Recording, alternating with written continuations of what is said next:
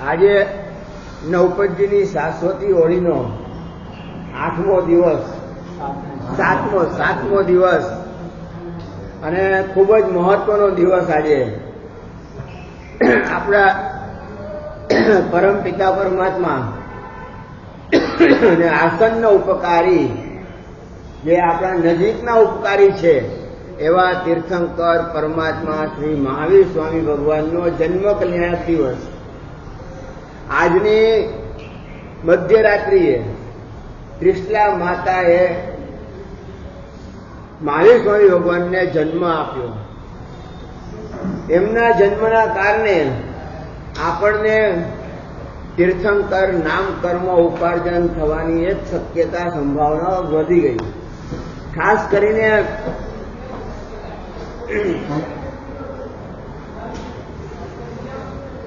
તીર્થંકર પરમાત્માનો જે જન્મ થાય એ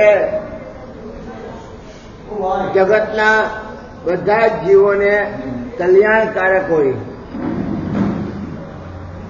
કોઈ પણ તીર્થંકરનું ચ્યવન થાય, જન્મ થાય, દીક્ષા થાય કે કેવજ્ઞાન થાય કે પછી નિર્વાણ થાય, બધા પાંચ કલ્યાણકો એ બધા જીવોને માટે કલ્યાણકારી. ખરેખર નારકા આપી મોદંતે યસ્ય કલ્યાણ પર્વતું. નરકના નારકી જીવો પણ જે આનંદિત થાય છે, ઉલ્લસિત થાય છે અને જેની અનુમોદના કરે છે, એવા તીર્થંકર પરમાત્માનું કલ્યાણક એ આપણા માટે પણ ખૂબ જ ઉત્તમ પ્રકારનું કલ્યાણક છે. આપણે પણ આવા કલ્યાણકની આરાધના કરવાથી આપણું પણ કલ્યાણ ઉજવાય કે નહીં. આજે નહીં તો કાલે નહીં તો આવતા ભવમાં, નહીં તો 1000 ભવ પછી ક્યારેક ને ક્યારેક આપણું પણ કલ્યાણ ઉજવાય એવી ભાવના રાખવી જરૂરી છે. આપણે પણ તીર્થંકર નામ કર્મ ઉપાર્જન કરીએ અને આપણે પણ એક દિવસ તીર્થંકર થઈએ અને ઘણા બધા જીવો આપણા પણ કલ્યાણકની આરાધના કરીને એ પણ પોતાનું આત્મ કલ્યાણ કરે. આવા પ્રકારનું આ કલ્યાણક છે અને આ કલ્યાણકના કારણે આજનો દિવસ ખૂબ જ મહત્વનો દિવસ. અને ખાસ કરીને આજનો દિવસ જે છે એ આત્માના જ્ઞાન ગુણનો મહત્વનો દિવસ છે. જ્ઞાન વગર આત્મા અંધારામાં જેમ તેમ જ્યાં ત્યાં જે તે દિશામાં ભટકતી રહે છે. જ્ઞાન જ સાચું ન હોય અને રસ્તાનું જ્ઞાન ન હોય અને અમારી જેમ વિહાર કરતા નીકળો તો શું હાલત થાય? રસ્તાનું જ્ઞાન નથી અને રસ્તે ચાલ્યા જ કરીએ. ક્રિયા કરીએ છીએ, ચાલવાની ક્રિયા થાય છે પણ અજ્ઞાનતામાં થાય છે, અજાણતામાં થાય છે, જેનો કોઈ જ્ઞાન જ નથી. કઈ દિશામાં જવું, કઈ દિશામાં કયું ગામ આવશે એની કોઈ ઘટાગમ નથી. અને ક્રિયા કરતા જઈએ તો લક્ષ્ય સાધ્ય થાય ખરું? સાધ્ય ક્યારે આપણે એચિવમેન્ટ કરી જ નથી શકતા, સાધ્ય આપણે મેળવી જ નથી શકતા. માટે સાધ્ય મેળવવા માટે ક્રિયા કરવી જરૂરી છે કે જ્ઞાન મેળવવું જરૂરી છે? જ્ઞાન વગરની ક્રિયા કરતા જશો તો કોઈ મહત્વ નહીં રહે. એટલે ખાસ કરીને અમારા જેવાએ તો પહેલા જ્ઞાન પ્રાપ્ત કરવું જોઈએ. કઈ દિશામાં જવું છે, કયા ગામે જવું છે, કેટલા કિલોમીટર છે, કેવું છે, શું છે, આ બધું જ વચ્ચે કયા ગામો આવે છે.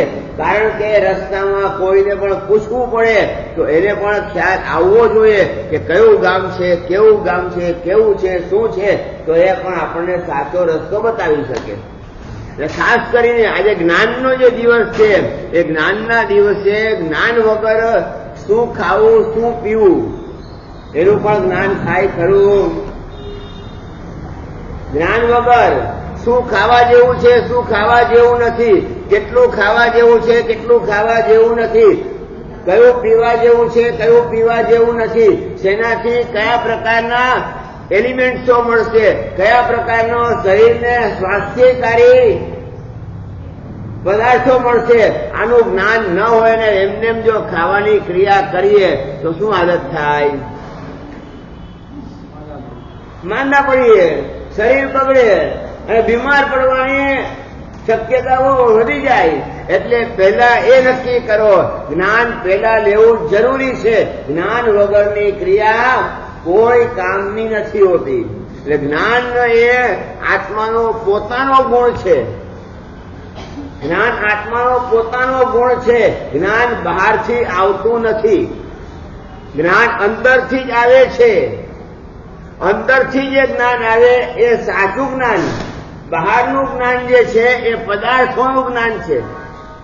પદાર્થોનું જ્ઞાન છે તો એમાં રાગદ્વેષ થાય ખરા, એમાં રાગદ્વેષો થાય, એમાં ઉપર નીચે થાય, રતિ અરતિ થાય, પસંદ નાપસંદ થાય. પરંતુ અંદરથી જે ઉત્પન્ન થયેલું તાત્વિક જ્ઞાન જે છે, આભ્યંતર જ્ઞાન જે છે, એ પોતાની આત્માના માટે ઉત્તમ પ્રકારનું જ્ઞાન કહી શકાય. બે પ્રકારના જ્ઞાનો છે. એક તો સમ્યક જ્ઞાન છે અને બીજું જ્ઞાન જે છે તે મિથ્યા જ્ઞાન છે. મિથ્યા જ્ઞાન એ ભટકાવનારું જ્ઞાન છે. મિથ્યા જ્ઞાન સંસાર વધારનાર જ્ઞાન છે. મિથ્યા જ્ઞાન સીધી ગતિમાં ચાલવા નહીં દે, સાચી ગતિમાં ચાલવા નહીં દે, સાચી દિશામાં ચાલવા નહીં દે. એનું નામ છે મિથ્યા જ્ઞાન. આજ દિવસ સુધી આપણું જ્ઞાન કેવું રહ્યું છે? સમ્યક રહ્યું છે કે મિથ્યા રહ્યું છે? અત્યારે આપણું જ્ઞાન કેવું છે? ખાવું પીવું એનું જ્ઞાન વધારે છે ખરું કે રસોઈ બનાવવાનું જ્ઞાન છે?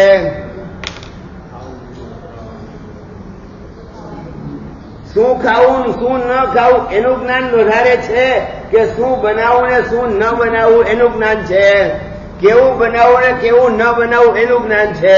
રસોઈ બનાવવામાં હોશિયાર છો કે સ્વાદિષ્ટ રસોઈ બનાવવામાં હોશિયાર છો કે સ્વાસ્થ્ય વર્ધક ભોજન બનાવવામાં હોશિયાર છો?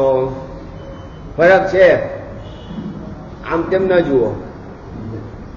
શું કીધું? હવે સમજાય ગઈ વાત કે ના સમજાણી? સ્વાસ્થ્ય વર્ધક કયું છે એનું જ્ઞાન છે ખરું? ઋતુ પ્રમાણે જેવી ઋતુ બદલાય છે, મોસમ બદલાય છે, અને મોસમ બદલાતાની સાથે તમારો આહાર બદલાવો જોઈએ ખરો કે નહીં? જરૂરી છે કે નથી? જરૂરી છે. પણ તમારા ઘરમાં 12 મહિના રોટલી વપરાય છે કે નહીં? ઘઉંની રોટલીઓ 12 મહિના વપરાય, તો બાજરો ક્યારે વપરાય? શિયાળામાં. હા, ચોમાસામાં બાજરો વપરાય. કોક વાપરતા હશે, બાકી આ તો જમાનો ગયો ને. પછી આ કયો જમાનો આવ્યો? વેલણથી વણવાના રોટલા આવી ગયા. હવે અમારે થોડું ઘણો ઘઉંનો લોટ નાખો તો રોટલા એ તમે વણી શકો. બાકી તો આમ ટીપતા હતા તો વગર ઘઉંના લોટે પણ ટીપી શકતા હતા. આ પરિસ્થિતિ જે વિચાર કરજો. એટલે કહેવાનો મતલબ, જેમ જેમ ઋતુ બદલાય તેમ તમારો આહાર બદલાવો જોઈએ, તેમ તમારું તેલ બદલાવવું જોઈએ, તેમ તમારો બધા જ મસાલાઓ પણ બદલાવા જોઈએ. ઘણી જાતની એવી વનસ્પતિઓ છે કે જે તમારા ઉપયોગમાં આવતી જ નથી અને જે ઔષધિનું કામ કરે છે. હાઉસવાઇફ જેને કહી શકો તમે, એનું નામ આપણે આપીએ ડોક્ટર. બરોબર છે? તમારું જે કિચન જે છે એ ક્લિનિક છે. એ ક્લિનિકમાં કામ કરનારા જે તમારા હાઉસવાઇફ છે એને ડોક્ટર કહી દો. અને જેટલાય મસાલાઓ ભરેલા છે તમારા ઘરમાં, કિચનમાં, એ બધી જ દવાઓ છે. હળદર ક્યારે લેવી, અજમો ક્યારે લેવો, મેથી ક્યારે લેવી, આ બધું જ્ઞાન છે ખરું તમને? કઢીમાં મેથી નાખતા હતા એ પણ હવે બંધ થઈ ગઈ. કેટલા ઘરમાં નાખતા હશે? 1, 2, 4, 5 ઘરમાં નાખતા હશે. બાકી મેથી ખવાતી જ નથી સાહેબ, કડવી લાગે છે, કોઈ ખાતું જ નથી એટલે બેસી કાઢી નાખી. એવી જ રીતે ઘેવરની અંદર કે માલપુવામાં જે કાળા મરી નાખવામાં આવતા હતા, હવે નખાય છે ખરા? નાખે છે? નાખતા હશે પણ એ કાઢીને નાખી દેતા હશે. બરોબર છે કે નહીં? સાચું બોલજો. એની અંદર માલપુવામાં એ કાળા મરી જોવામાં આવે, કાઢીને તરત ફેંકી દેવામાં આવે. કાળા મરી ખાવ તો લોહી કાળું થઈ જાય, લાલ મરચું ખાવ તો લાલ લોહી કેવું થાય? આવી વાત છે કે નથી? દુનિયામાં આ છે, વિચાર કરજો. લાલ લાલ મરચા ખાય એટલે લોહી પણ લાલ લાલ થાય. જો કાળા મરી ખાઈ લીધા તો લોહી પણ કાળું થઈ જશે. અરે ના, એવી વાત નથી. લાલ મરચું આજે જે આવી રહ્યું છે એ ડુપ્લિકેટ આવી રહ્યું છે, એમાં કલરો આવી રહ્યા છે અને એ તમારા સ્વાસ્થ્ય માટે ખતરનાક છે. પરંતુ આજે કોણ સમજાવવા જવું? લાલ મરચું ઇન્ડિયામાં થતું જ નહોતું, બહારથી આવેલું છે. ફિરંગી લોકો લઈને આવ્યા છે. ભારતમાં તો તેજાના થતા હતા, કાળા મરી વપરાતા હતા, તજ વપરાતા હતા, લવિંગ વપરાતા હતા. આવી બધી વસ્તુઓ વાપરીને ગરમ મસાલો બનાવવામાં આવતો હતો. પણ આજે એવું જ્ઞાન કોની પાસે છે? પોતાના સ્વાસ્થ્યનું, શરીરનું પણ જ્ઞાન કોના પાસે છે? કયા કારણે કયું ખાવાથી, કેવું ખાવાથી કેવા પ્રકારના રોગો થાય એવું જ્ઞાન પણ છે ખરું? આજે ખાવું છે, પેટ ભરવું છે, જે આવે તે વાપરો ને, આવું જ્ઞાન ખરું કે નહીં? પણ શેનાથી શું ફાયદો થાય? શેમાંથી ફોસ્ફરસ મળે, શેમાંથી મેગ્નેશિયમ મળે, શેમાંથી પ્રોટીન મળે છે, શેમાંથી કેલરીઝ મળે છે, શેમાંથી શું મળે છે? કોઈ જ્ઞાન લેવાની તસ્દી જ નથી લેવી, પુરુષાર્થ જ નથી કરવો, ફક્ત પેટ ભરવું છે. આટલું જ જ્ઞાન હોય તો શું હાલત થાય? પછી ડોક્ટરોને ત્યાં લાઈન લાગે ખરી કે નહીં? ડોક્ટરોને ત્યાં લાઈન લાગશે અને ડોક્ટર બેઠા છે, તૈયાર જ બેઠા છે. ફાર્માસ્યુટિકલ કંપની તરફથી પણ એમને કમિશન મળે છે. લેબમાં જાઓ તો લેબોરેટરી તરફથી પણ કમિશન મળે છે. ચારે બાજુથી ધનનો વરસાદ થાય છે. અને તમે પણ ફી વગર જ એની પાસેથી દવા લાવો ને કે ફી આપવી પડે? ફી આપવી જ પડશે. ગમે તેવું હશે તો પણ તમારે ફી આપવી જ પડશે. એના સિવાય તમે આગળ વધી જ નહીં શકો. અને જેટલી વધારે મોટી ફી એટલો ડોક્ટર, આમ ઉપર જઈને બોલો ને કાકા, વધારે સારો. જેટલી મોટી ફી રાખે એટલો મોટો ડોક્ટર, એટલો સારો ડોક્ટર, એટલો સક્સેસ ડોક્ટર. અને એના ઉપર તમને વધારે વિશ્વાસ આવે ખરો કે નહીં? સ્વાભાવિક છે.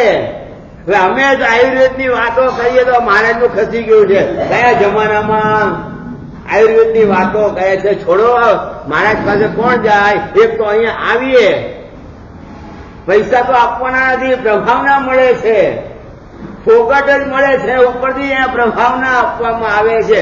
છતાં પણ ડોક્ટરનું માનનારા કેટલા ને મહારાજનું માનનારા કેટલા? મહાવીરના જ્ઞાનને માનનારા કેટલા? મહાવીરે દરેકે દરેક પખવાડિયામાં કેટલા ઉપવાસ કરવાનું કીધું છે? ચોથે એક ઉપવાસ. ન થતો હોય 2 આંબેલ કરો. એ પણ ન થતું હોય તો 3 નીવી કરો. એ પણ ન થતું હોય તો 4 એકાદશના કરો.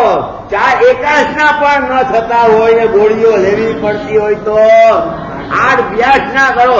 મહાવીર ઉતરીને કેટલા નીચે ઉતરે? ઉપવાસ ઉપરથી સીધા વ્યાસના ઉપર ઉતરી આવ્યા. મહાવીરે આટલી બધી તમારા ઉપર ઉપકાર કર્યો છે. વિચાર કરજો. તમારા શરીરનું પણ ધ્યાન રાખીને ભગવાને જ્ઞાન આપ્યું છે. પણ ભગવાને જ્ઞાન આપ્યું છે. 15 દિવસમાં 8 વ્યાસના કરનારા કેટલા મળે? બોલો. 15 દિવસમાં 4 એકાદશના કરનારા કેટલા મળશે? 15 દિવસમાં 3 નીવી કરનારા કેટલા મળે? વિચાર કરજો. બે આંબેલ કરનારા કેટલા મળશે? જે હાથ જોડે એને પણ પચકાણ ને જે હાથ ન જોડે એને પણ આપું પચકાણ આપું. ચૈત્ર માસની આ ઓળી પૂરી થઈને ફાગણ વધ એકમથી જ્યારથી આગળ વધો ત્યારથી દરેકે દરેક 15 દિવસમાં બે આંબેલ કમ્પલસરી કરવાના. પછી આઠમ ચૌદસ કરો કે પાંચમ સાતમ કરો કે જે તિથિએ કરવા હોય તે તિથિએ કરજો, પણ 15 દિવસમાં બે આંબેલ કરો તો તમારા પેટની અંદર રહેલી જે ચરબી છે, કોલેસ્ટ્રોલ છે, એને પણ પીગળાવવાનું કામ આ આયંબિલ કરશે. આયંબિલમાં ન ઘી આવે ન તેલ આવે. ઘી તેલ નથી આવતું અને લુખું સૂકું બાફેલું જ આવે છે. હવે એમાં તેલ પણ નથી, ઘી પણ નથી, દહીં પણ નથી, દૂધ પણ નથી અને કોઈ જાતના મસાલાઓ નથી. વિચાર કરજો તો શરીરને માટે આંબિલનો ખોરાક પણ કેવો થયો? સ્વાસ્થ્યવર્ધક થયો કે નહીં? કેવો સ્વાસ્થ્યવર્ધક ખોરાક થયો? વિચાર કરજો.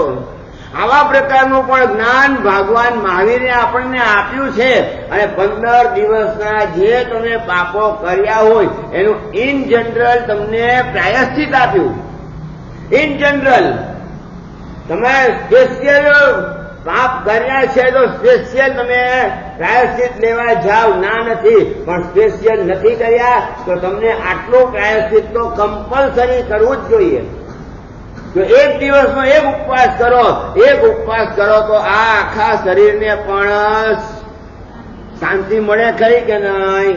200, 300, 400, 500 કિલોમીટર ચાલ્યા પછી લોખંડથી બનેલી અને લોખંડના ઉર્જાઓ જેમાં છે એ કારને પણ તમારે રેસ્ટ આપવો પડે ખરો કે નહીં? બોલો. સ્વાભાવિક છે. 200-500 કિલોમીટર ચાલ્યા પછી એને પણ તમારે રેસ્ટ આપવો પડે, પણ આને ક્યારે રેસ્ટ આપો છો? પેટમાં એક પણ લોખંડના ઉર્જા નથી, એક પણ અવયવ લોખંડના નથી, છતાં પણ આપણે એને ક્યારેય રેસ્ટ આપ્યો છે ખરો? કે બાવો બેઠો જપે જે આવે તે બાપરે. આવા દો ભાઈ, આવા દો. એક વખત નહીં, બે વખત નહીં, 3 વખત નહીં, 4 વખત નહીં, અને કેટલી વખત. અને એમાં જો આના જ રવાડે ચડી ગયા તો સમજી ગયા ને? આમાં બોલવાની જરૂર છે. એના રવાડે ચડી ગયા તો કેટલી વખત વાપરશો? કેટલી વખત મોડું ચાલુ રહેશે? વિચાર કરવા જેવી વાત છે. કહેવાનો મતલબ ભગવાન મહાવીરે આપણા ઉપર કેટલો મોટો ઉપકાર કર્યો છે કે આપણને સ્વાસ્થ્યના કારણે પણ અને આત્માના કલ્યાણ માટે પણ તપનો માર્ગ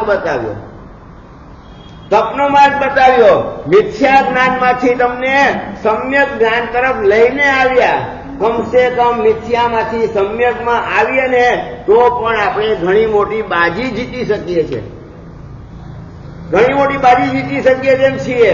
પણ મિથ્યામાંથી સમ્યકમાં આવવાનો પ્રયત્ન ને પુરુષાર્થ કેટલા લોકો કરે છે? કોણ કરે છે? કઈ રીતે કરે છે? મહાવીરે કહી દીધું. હવે મહાવીરના વખતમાં એ વખતે 2500 વર્ષ પહેલા આવું નહોતું મળતું. પીઝા નહોતા મળતા, બર્ગર નહોતા મળતા. બોલો ને આગળ. નથી બોલવું?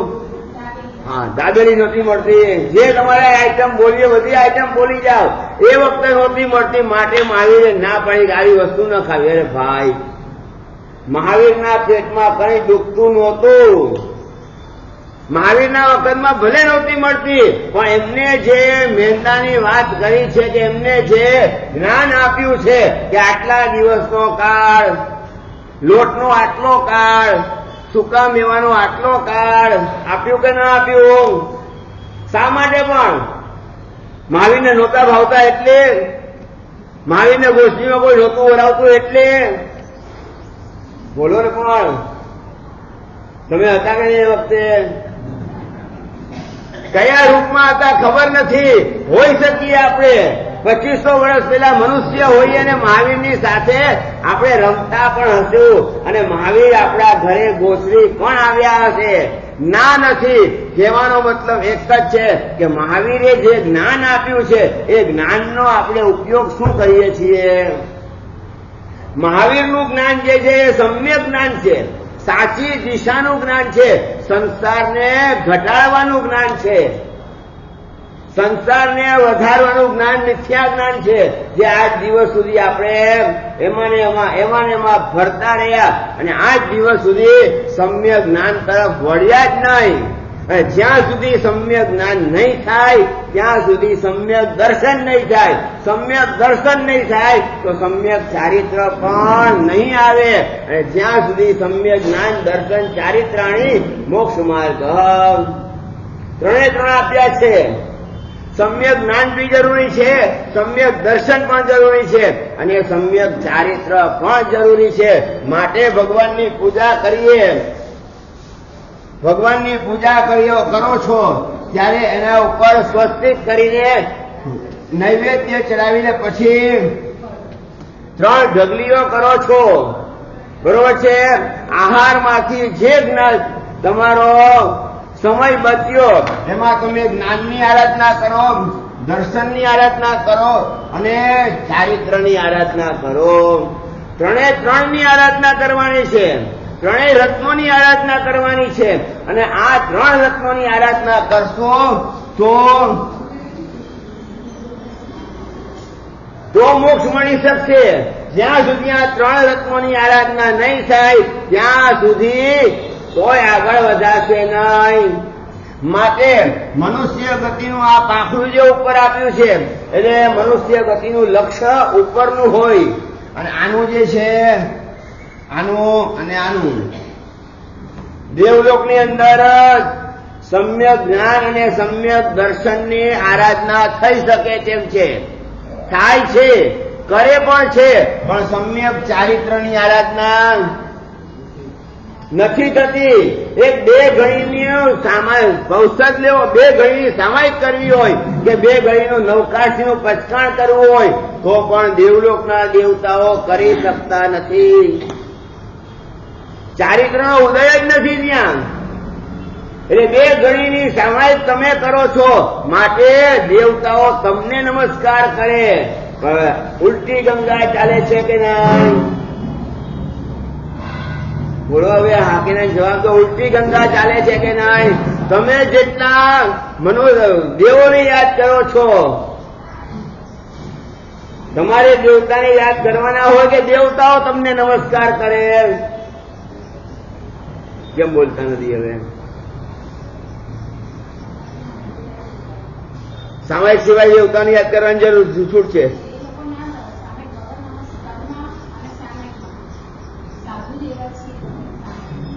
સામાયિક સિવાય શ્રાવક શ્રાવિકાઓ દેવતાની આરાધના કરે. શ્રાવક શ્રાવિકાઓ પણ એમના કરતા એક સ્ટેપ આગળ છે. જેમ પેલું ગુણસ્થાનક, બીજું ગુણસ્થાનક, ત્રીજું ગુણસ્થાનક, ચોથું, 5મું આ જે ગુણસ્થાનક આવે છે, આ 5મું ગુણસ્થાનક છે વ્રત, વિરતિ અને પચકાણનું છે. આ ચોથું ગુણસ્થાનક જે છે એ સમ્યક દ્રષ્ટિનું છે, સમ્યક દર્શનનું છે. એટલે દેવતાઓ ચોથા ગુણસ્થાનકે હોઈ શકે પણ 5મા ગુણસ્થાનકે દેવતાઓ જઈ શકતા નથી. દેવલોકની દેવ જન્મની વાત છે, પછી જઈ શકે છે.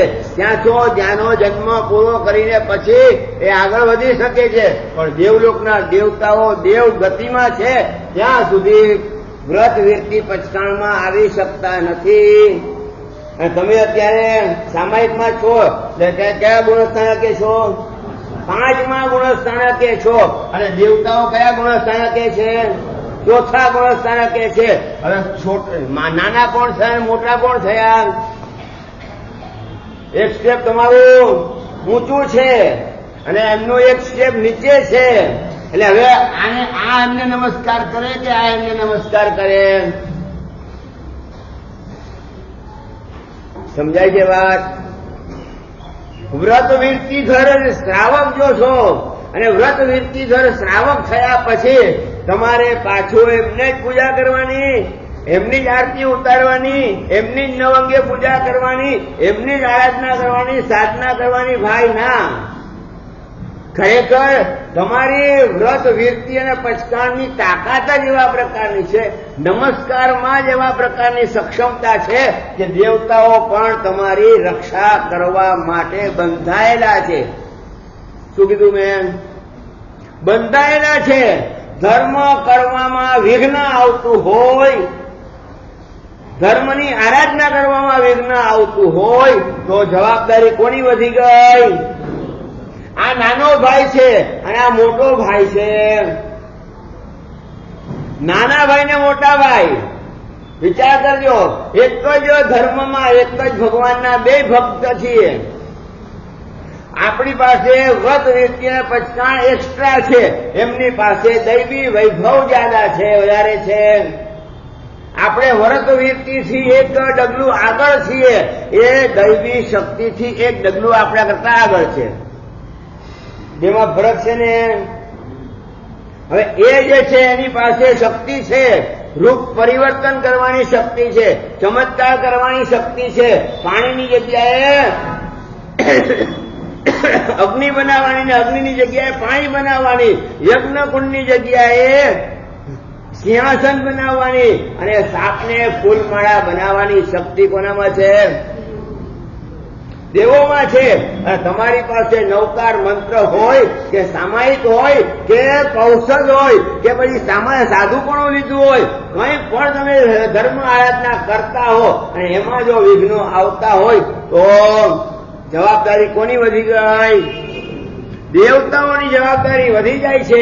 એટલે આ રીતે વિચાર કરો તો સમ્યક દ્રષ્ટિ દેવતાઓ પણ તમારું રક્ષણ કરવા માટે બંધાયેલા છે.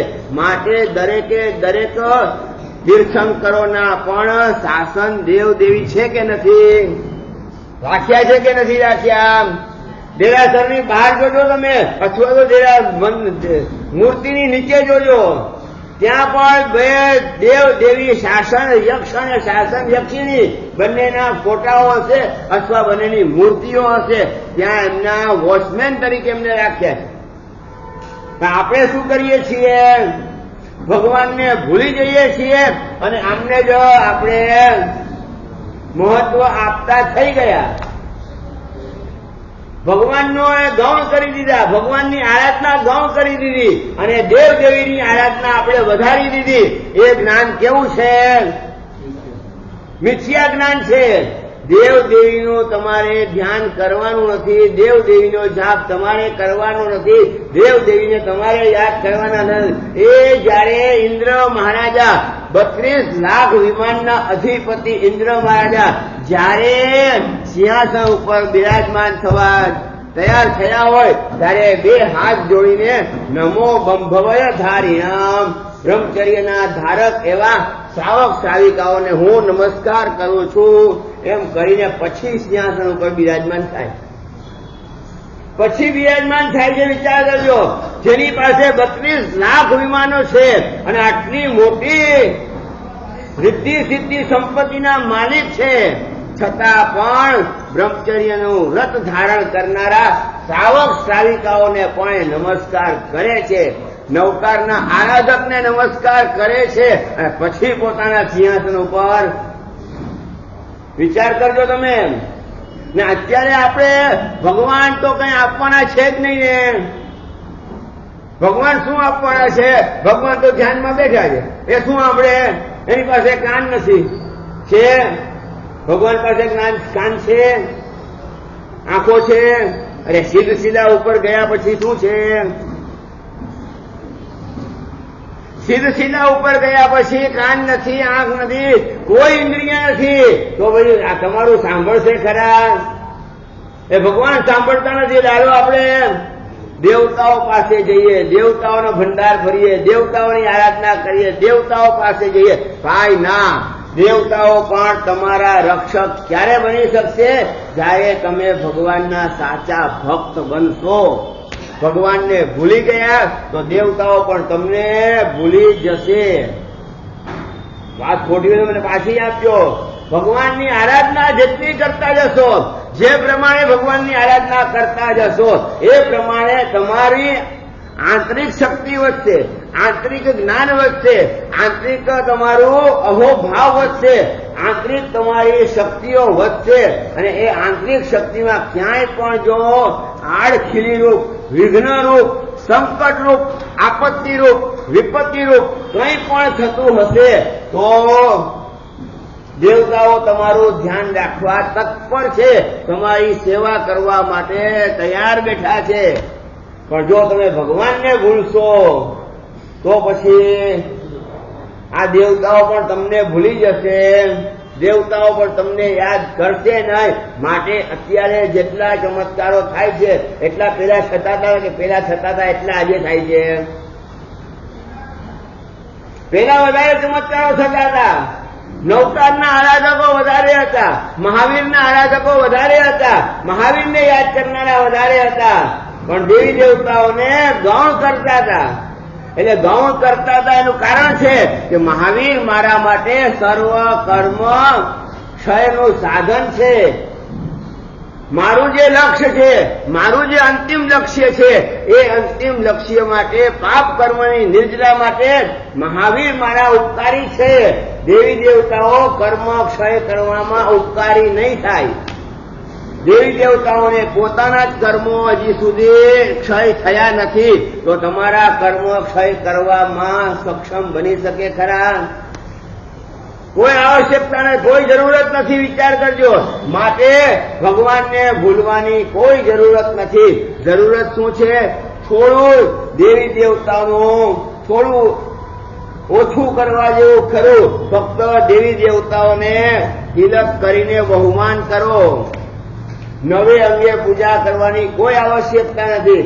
દેવતાઓ, દેવી દેવતાઓ સામે ઈચ્છામી ખમાસમણો વંદીયમ જાણી જાય નિશિયાય મથાએ વંદામી આ સૂત્ર પણ ન બોલવું જોઈએ. કારણ ક્ષમાના ધારક એવા શ્રવણ ભગવંતોને આ સૂત્ર સુપ્રત કરવામાં આવ્યું છે. આ સૂત્રથી વંદન કરવામાં આવે છે. એટલે દેવી દેવતાઓ સામે ખમાસનું આપવાની પણ જરૂરત નથી. દેવી દેવતાને નવ અંગે પૂજા કરવાની પણ જરૂરત નથી. તમારા જેવા સાધર્મિક ભાઈ જ છે, તમારા જેવા સાધર્મિક ભાઈ જ છે. કોઈ સારું કાર્ય કરે, કોઈ ઉપધાન કરાવે, કોઈ નવાણું કરાવે, કોઈ દાન કરે અને દાન કરે એટલે એમની આપણે નવ અંગે પૂજા કરીએ? બોલો, નવ અંગે પૂજા થાય ખરી એમની?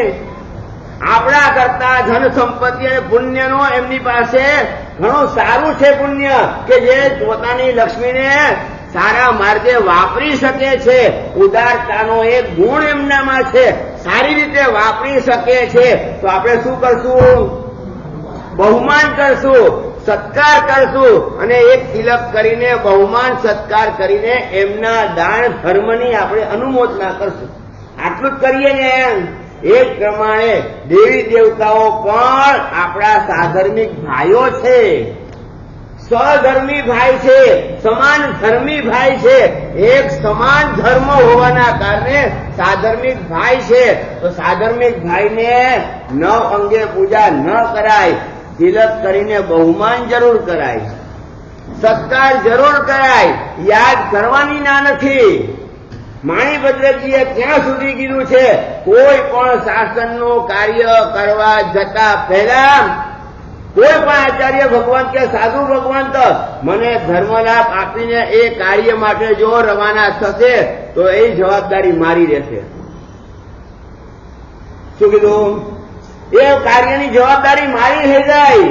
મતલબ હું સાધુ મહારાજને નમસ્કાર કરવાનું કહેતો નથી, મને આશીર્વાદ રૂપે ધર્મ લાભ આપે. ખ્યાલ આવે છે? ધર્મ લાભ આપે. માટે માણીભદ્રજી ઉપાશ્રયમાં હતા. દેરાસરોમાં ક્યાંય એની સ્થાપના થતી નહોતી. દેરાસરમાં નહીં, સાધુ મહારાજના ઉપાશ્રયમાં જ એની સ્થાપના થતી હતી. રાધનપુર ને વગેરે જૂના ઉપાશ્રયમાં જઈને આવજો, જોઈને આવજો. છે આજે પણ છે ત્યાં. એટલે કહેવાનો મતલબ શું છે? કે સાધુ મહારાજ કે આચાર્ય મહારાજ કે ઉપાધ્યાય કે પન્યાસ કોઈ પણ તીર્થાર્થો કોઈ પણ સાધુ સંત છે, ગુરુ ભગવંત છે, ગુરુ પદવી ઉપર બિરાજમાન છે, તો તમારા કરતા પણ એક ડગલું આગળ ખરા કે નહીં? સાધુ મહારાજ છઠ્ઠા ગુણ સ્થાનકે છે. સાધુ મહારાજ એટલે સર્વવીરતીધર છે.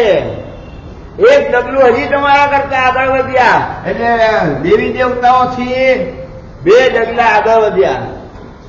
હવે દેવી દેવતાઓ સાધુ મહારાજને નમસ્કાર કરે કે સાધુ મહારાજ દેવી દેવતાઓ નમસ્કાર કરે? એમ ખ્યાલ આવે છે? પણ હા, કોઈ શાસનના કાર્યો કરવા હોય, કોઈ એવા જબરદસ્ત કાર્યો કરવા હોય, શાસનની જાહો ચલાવીને કોઈ કાર્યો કરવા હોય, ત્યારે સાધુ મહારાજ એમને ધર્મલાભ આપે, આશીર્વાદ આપે. એ આશીર્વાદથી રાજી થઈને સાધુ સાધુના કાર્યોને સુખ રૂપ પૂર્ણ કરવાની જવાબદારી એમની થઈ જાય. ફરક છે, જોજો તમે, ઘણી મોટી જવાબદારી છે આ. એટલે આવા પ્રકારનું જ્ઞાન પણ આપણે લેવું જરૂરી ખરું કે નહીં? હવે જ્ઞાન જે છે, કેટલા જ્ઞાનો છે? જ્ઞાન જે છે 5 પ્રકારના જ્ઞાનો છે. પેલું જ્ઞાન મતિ જ્ઞાન છે. મતિ જ્ઞાન એટલે તમારી બુદ્ધિનું જ્ઞાન. બુદ્ધિ કેટલી છે? બુદ્ધિ ઓછી હોઈ શકે, વધારે હોઈ શકે, ના નથી, પણ પુરુષાર્થ વધારે હોય તો. સૂત્ર ભણવા માટે બુદ્ધિ જરૂરી છે કે પુરુષાર્થ જરૂરી છે? યાદ શક્તિ જરૂરી છે કે પુરુષાર્થ જરૂરી છે? સૂત્ર પાકું કરવું છે તો સૂત્ર પાકું કરવા માટે યાદ શક્તિ વધારે પ્લસમાં જોઈએ કે પછી પુરુષાર્થ માઇનસમાં હોય તો ચાલે ખરું? યાદ શક્તિ તમારી પ્લસમાં છે પણ પુરુષાર્થ કરતા જ નથી, પુરુષાર્થ માઇનસમાં છે, તો શું થાય? અને યાદ શક્તિ તમારી માઇનસમાં છે અને પુરુષાર્થ તમે પ્લસમાં કરો છો.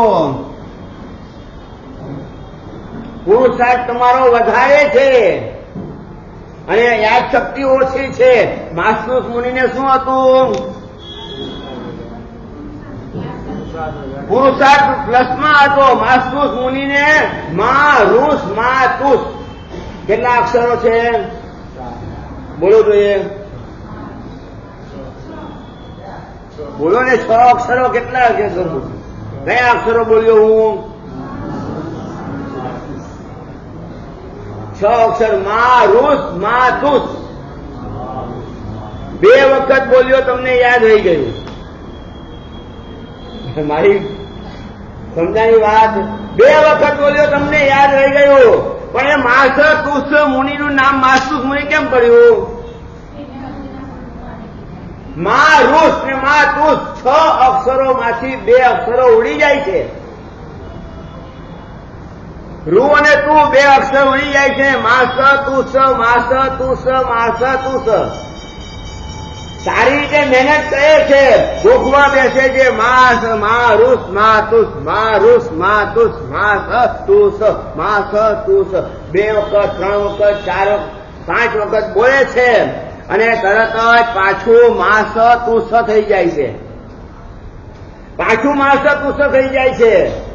5 વખત, 7 વખત, 10 વખત પાછું કોઈ કહે છે, અરે ભાઈ તુસ નથી બોલવાનું, તુસ બોલવાનું. હા સાહેબ, ભૂલી ગયો, બહુ મોટી ભૂલ થઈ ગઈ. એટલે પાછું ચાલુ કરશે તુસ કે રૂસ તુસ.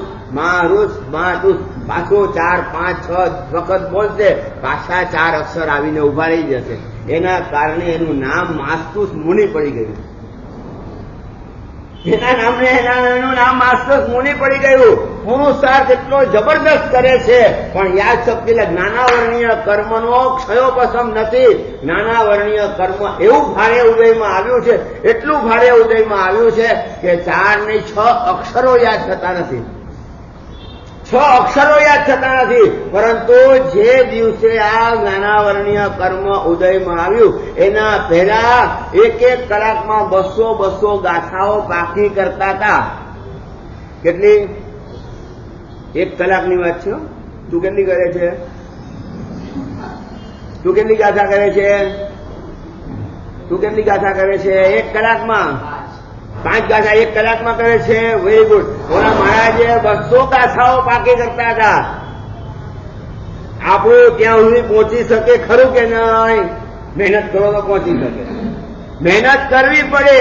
મહેનત કરો તો ત્યાં સુધી પહોંચી શકીએ તેમ છીએ. પણ એમનો જ્ઞાનાવર્ણીય કર્મનો ક્ષયોપશમ એટલો જબરદસ્ત હતો કે 200 ગાથા કરતા હતા અને અચાનક એવું કર્મ ઉદયમાં આવ્યું કે 6 અક્ષરો યાદ નથી રહેતા. 6 અક્ષરો યાદ નથી રહેતા. વિચાર કરજો તમે. એક જ જન્મની વાત છે, 2 જન્મની વાત નથી. એક જ જન્મમાં કાલ સુધી તો 200 ગાથા કરી છે. આજે બીજા દિવસે માં રૂસ માં તુસ 2 ગાથા પણ પાકી થઈ નહીં, 4 ગાથા પણ પાકી થઈ નહીં. આખીર ગુરુ માએ કંટાળી ગયો. શું કરવું છે? ભણવું છે કે નહીં?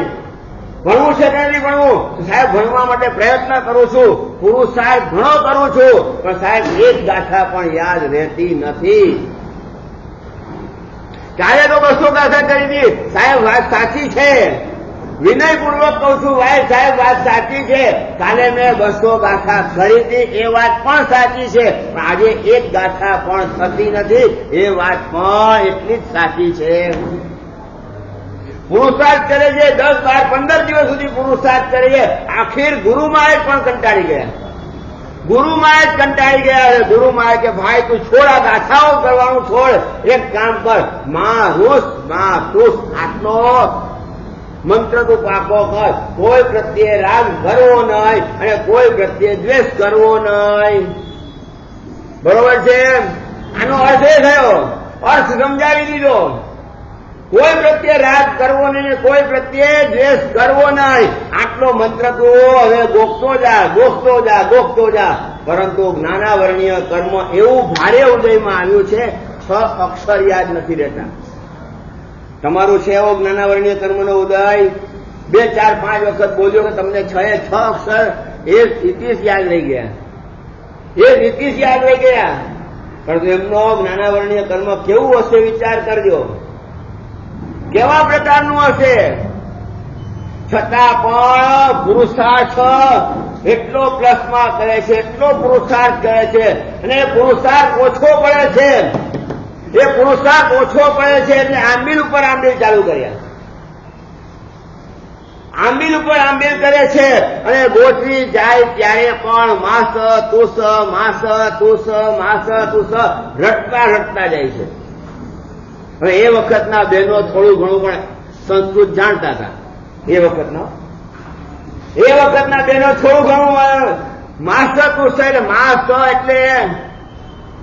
માસ એટલે તો અડદ થાય, તુસ એટલે છોકરા થાય. એટલે આ મહારાજને છોતરા વાળી અડદની દાળ વધારે ભાવતી લાગે છે. હવે બહેનો એટલે તો 45 આગમ કરતા પણ વધારે 46મું આગમ કોઈનું હોય તો આ સ્થિતિ છે. વિચાર કરજો. વાત બેસાડી દીધી અને વાત બેસાડી દીધી એટલે કેવું? છિલકા વાળી અડદની દાળ મહારાજને ભાવે છે એટલે જ્યાં જાય ત્યાં છિલકા વાળી અડદની દાળ મળે છે. એમને ગોશ્રીમાં જ મળે છે. અને યોગાનું યોગ એવી પરિસ્થિતિ છે કે મહારાજને શરીર માટે અડદની દાળ પ્રતિકૂળ છે. પિત્ત થાય છે, કફ થાય છે અને બીમારી વધે છે. હવે વિચાર કરજો, ઉનાળો આવશે ખરો કે નહીં? પિત્ત વધશે ને ઉનાળો આવશે તો શું હાલત થશે? કાં તો ચક્કર આવશે ને પડશે, કાં પછી આખા શરીરે ખંજવાળ આવશે, કાં પછી આખા શરીરે આ ખાય ખરું કે નહીં? પેટમાં બળતરા થશે, એસિડિટી વધશે, અલ્સર વધશે, આ બધું જ વધશે. વિચાર કરજો તમે. અને આવી પરિસ્થિતિમાં પણ પુરુષાર્થ કેવો કરતા હશે વિચાર કરજો. માથાનો દુખાવો વધે ને તો પણ માં તુસ એ હજી સુધી ભૂલ્યા નથી. અને કોઈ પ્રત્યે રાગ કરવાનો નહીં ને કોઈ પ્રત્યે દ્વેષ કરવાનો નહીં. એટલે હવે જે અડદની દાળ પ્રઘોડાવે છે એને પછી કહેવાનું શું આમ જેવા જવાનું દાંડો લઈને તમારા ઘરે આવીએ. તેજપાલભાઈ, આજ દિવસ સુધી દાંડાનો ઉપયોગ તમારા ઘરે કોઈએ કર્યો છે ખરો? હા, તમને ઉઠાડવા માટે ઠોક્યો છે જમીન ઉપર કે અવાજ થાય કે તમે બારે આવો, પરંતુ તમે આવી દોષી વરાવો છો, તમને શરમ નથી આવતી, તમને આમ થતું નથી, તમને તેમ થતું નથી. આવું એક પણ સાધુ સાધ્વીએ કર્યું છે ખરું? દોષીના નામે ક્યાંય કોઈ ના કરે. આ મહાપુરુષમાં એવા જ હતા. કોઈ પ્રત્યે રાગ કરવો નથી, કોઈ પ્રત્યે દ્વેષ કરવો નથી. અર્થ યાદ નથી, અર્થ યાદ છે. અને અર્થ જે છે પોતાના જીવનમાં એવા વણી લીધા છે કે પુરુષાર્થ કરતા કરતા 6 અક્ષર યાદ નથી આવતા, પરંતુ યાદ શક્તિ ઓછી છે. ચાલશે, પણ પુરુષાર્થ કેવો જબરદસ્ત કરે છે. પ્રતિકૂળતામાં રહેલા એવા મહાપુરુષ પણ આ રીતે 12 મહિના કાઢે છે. કેટલા? 12 મહિના કાઢે છે. 12 મહિના સુધી પુરુષાર્થ કરે છે. 6 અક્ષર માટે 12 મહિના પુરુષાર્થ કરે છે. આપણને ન આવડે તો, યાદ ન રહે તો?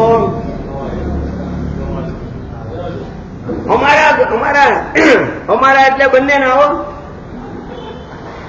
નેમિસુરી મહારાજના ગુરુભાઈ અને અમારા ઉપકારી એવા ધર્મસુરી મહારાજ, રદ્દીચંદજી મહારાજના બંને ગુરુભાઈ, ગુરુ શિષ્ય છે.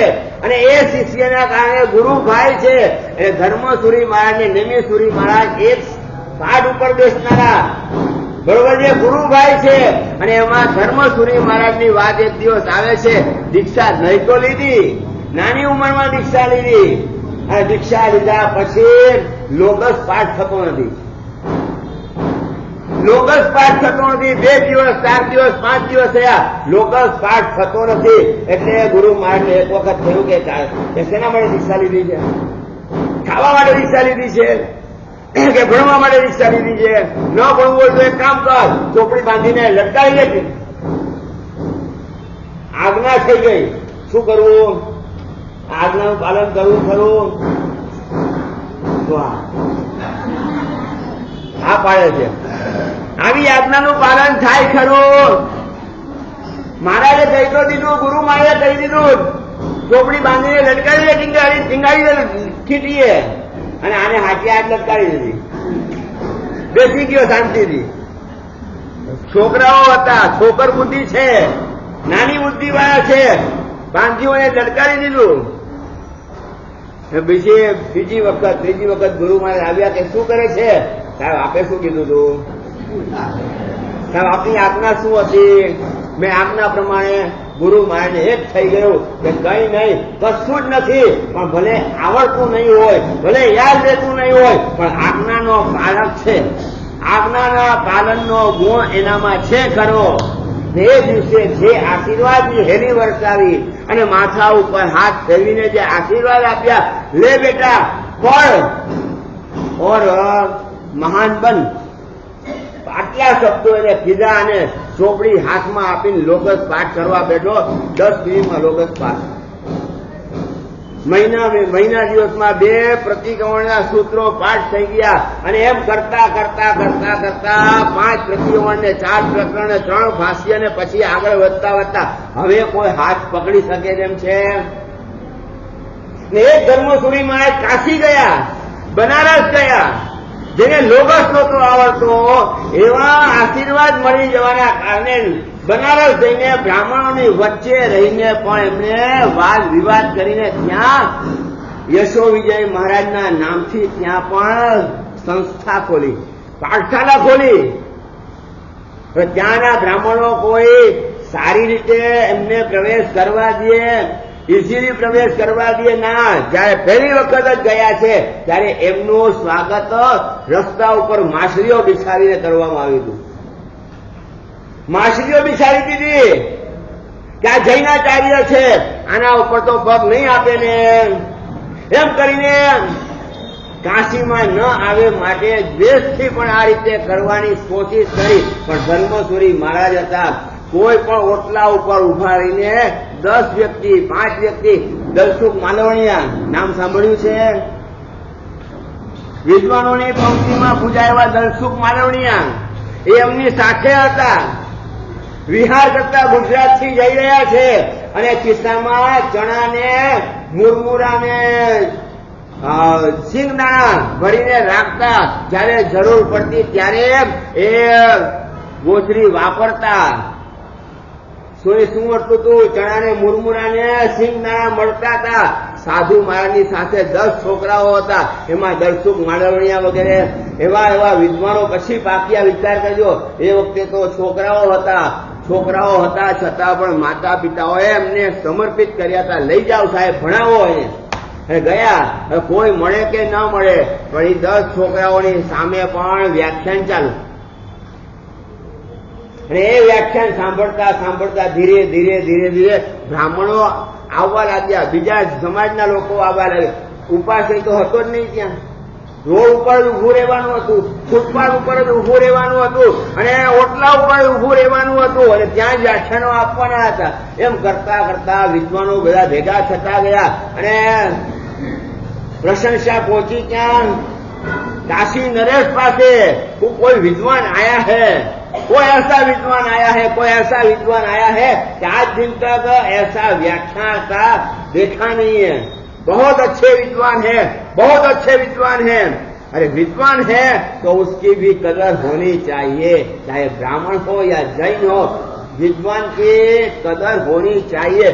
काशी नरेश एमने बोलावे छे, दरबाરમાં બોલાવે છે અને ત્યાં રહીને એમની સાથે ચર્ચા વિચારણા કરે છે અને બ્રાહ્મણોની સાથે ચર્ચા વિચારણા થાય છે। જ્ઞાન કેવું હશે વિચાર કરજો, મતિ જ્ઞાન કેવું હશે, બુદ્ધિ કેવી હશે। અને બુદ્ધિ એટલે કેવી રીતે પોતાના ગાંઠે લઈને જવું પડે। બુદ્ધિ તો યાદ શક્તિ તમારી પાસે હોવી જરૂરી છે। જ્યાં તમે કોઈ જગ્યાએ લડવા બેસો, ચર્ચા કરવા બેસો ત્યારે શાસ્ત્રો ઉપાડવાની જરૂર ન પડવી જોઈએ અને ફટાફટ એક પછી બીજો ને બીજા પછી ત્રીજો ને ત્રીજા પછી ચોથો તર્ક વિતર્ક અને લોજિકની સાથે સાથે તમારું જ્ઞાન કામ કરતું હોવું જોઈએ। મતલબ ઘરથી ગાંઠે જે છે ને ધન જોઈએ, એમ મગજમાં જ્ઞાન જોઈએ, વિદ્યા પાઠમાં જોઈએ, ગ્રંથસ્થ નહીં કંઠસ્થ જોઈએ વિદ્યા। ગ્રંથસ્થ તો ઘણા બધા ગ્રંથો છે, ના નથી, પણ કંઠસ્થ કેટલા છે એમાં ફરક છે। અને આ રીતે વિદ્વાનની જે પરિસ્થિતિ હતી એમાં પુરુષાર્થ કરતા ગયા। હવે ત્રીજો ભાગો કયો છે? યાદ શક્તિ પણ તમારી પ્લસમાં છે અને પુરુષાર્થ પણ તમારો પ્લસમાં છે। તો 4 ચાંદ લાગે ખરા કે નહીં? 4 ચાંદ લાગી જાય, પરંતુ આ બેમાં થોડી તકલીફ પડે ખરી, પણ આમાં હજી પણ તમે બાજી જીતી શકો તેમ છો। પુરુષાર્થ વધારે હશે તો યાદ શક્તિ પણ તમને ધીરે ધીરે મદદરૂપ થશે। અને પુરુષાર્થ કરવા માટે સરસ્વતીની માળા ગણવી કે ગાથાની માળા ગણવી?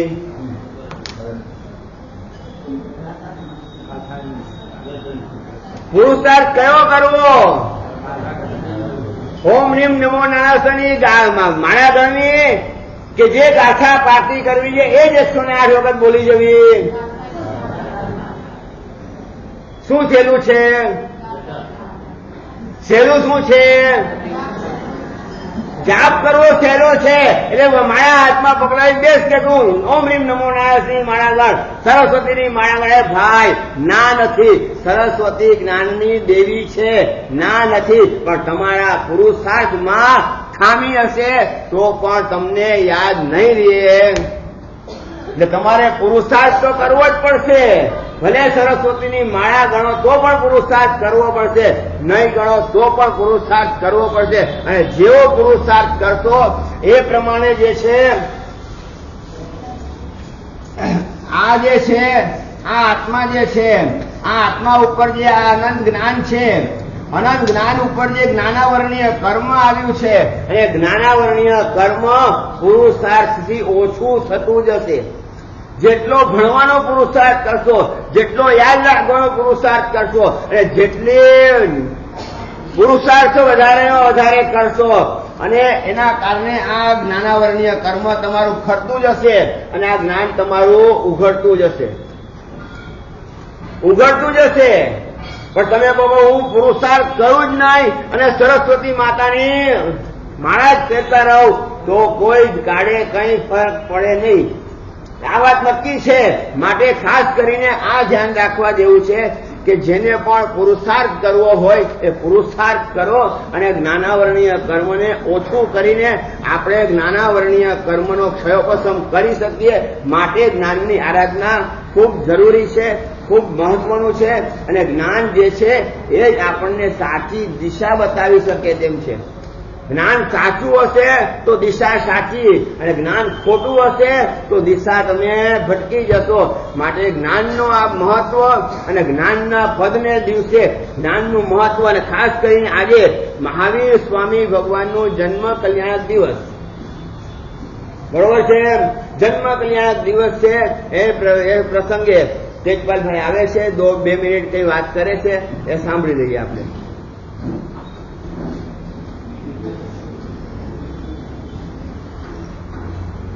આજના આ મહામંગલિક દિને સમગ્ર વિશ્વભરની અંદર જૈન ધર્મ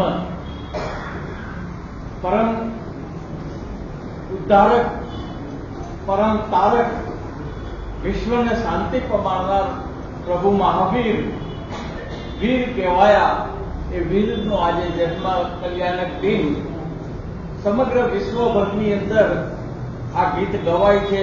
એક જન્મ્યો રાજ દુલારો, દુનિયાનો તારણહારો, દુનિયાનો, ખાલી જૈન ધર્મનો નહીં, એવા પ્રભુ મહાવીરના આપણે કહેવાતા સંતાનો આજે સંઘમાં આ દિને આ પ્રસંગે સંઘના એક વિશેષ કર્તવ્યનું કે જે આ સંઘની શ્રાવકોની જવાબદારી અને શ્રાવકોની જવાબદારીમાં 24 તીર્થંકરો બાદ સંઘને 25માં તીર્થંકર તરીકે કીધું છે. આ સંઘની વ્યવસ્થામાં, આ સંઘના શ્રાવકોના કર્તવ્યમાં વિશેષમાં જે 7 ક્ષેત્ર બતાયા છે એ 7 ક્ષેત્રની અંદર ખૂબ જ સંઘના ઉત્સાહી દાનવીરો ના દાનથી આ સંઘની વહીવટી આપણી સંસ્થાઓ ચાલતી હોય છે.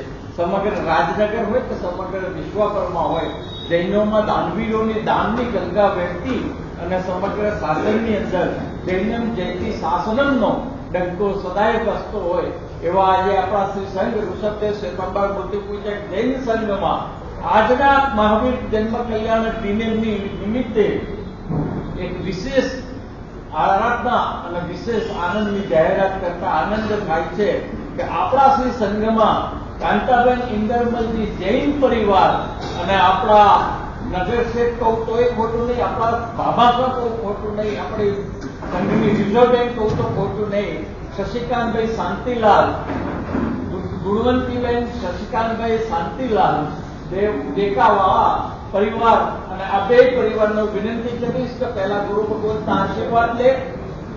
આપણા શ્રી સંઘમાં મહાવીર જન્મ વાંચનના દિવસે પર્વાધિરાજ પર્યુષણની અંદર આપણે મહાવીર જન્મ વાંચનના દિવસે જે સ્વામી વાત્સલ્ય કરીએ છીએ તે સામૂહિક સ્વામી વાત્સલ્યના આ લાભાર્થી પરિવાર કાંતાબેન ઇન્દરમલજી જૈન પરિવાર અને ગુણવંતીબેન શશિકાંતભાઈ શાંતિલાલ પરિવાર આગમ બંગલો એ 2 પરિવારને વિનંતી કરીશ કે આપ અમારા શ્રી સંઘનું બહુમાન સ્વીકાર્યો. આપે શ્રી સંઘના કાર્યની અંદર વિશેષ જે ફાળો આપી અને કાયમી સંઘના મહાવીર જન્મ વાંચન દિવસે સ્વામી વાત્સલ્યનો લાભ જે લીધો છે ખૂબ ખૂબ સંઘ આપની અનુમોદના કરે છે. ઇન્દ્રમલજી પધારો. આપે ઉદારતા બતાવી અને સંઘની આજ્ઞા માંગી અને સંઘે આપને લાભ આપ્યો છે, તો સંઘની પણ એટલી જ ઉદારતા છે. પધારો પધારો પધારો. એક બેનો બેસજો.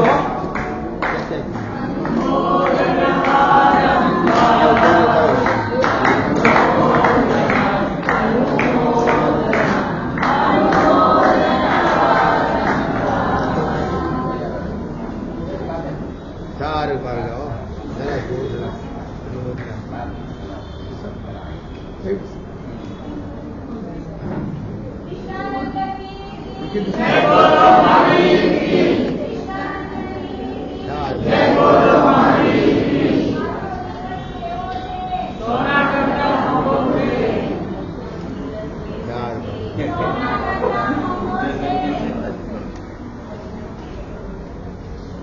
વિશેષ એક અનુમોદનીય વાત તે છે, ઇન્દ્રમલજી મંડાર ગામના વતની છે. આ મંડાર છે ને શિરોઈમાં બહુ ઊંચું ગામ કહેવાય છે, અને મારવાડી સમાજમાં બી આ ગામની એક બહુ પ્રતિષ્ઠા છે મંડાર ગામની.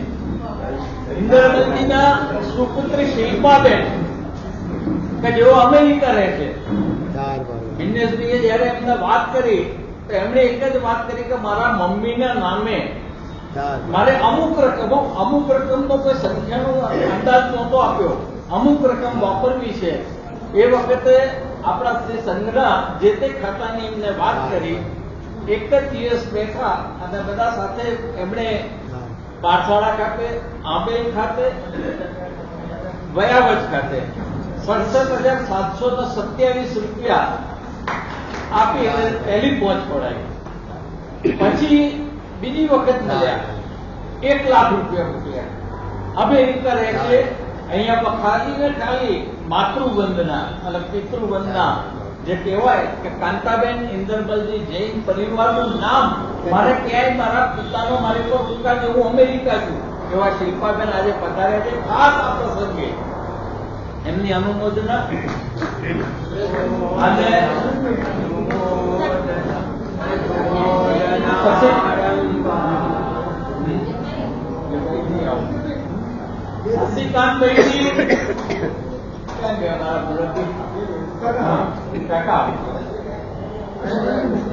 શશિકાંતભાઈની એક ખાસિયત, અમારા મુરબ્બી છે અને પ્રદીપ સાથે એમનું પ્રભાવનું કંઈક લેણું દેણું છે. પ્રદીપ જયારે પણ કઈ રજૂઆત કરે સંઘ વતી તો ચિરાગભાઈ અને શશિકાંતભાઈ ખાલી કાકી સામે જુઓ, ગણવંતી કાકી સામે, એટલે કાકી આમ હાથ આ માથું ઝુકાવી દે એટલે પતી ગઈ વાત. અમે સંઘની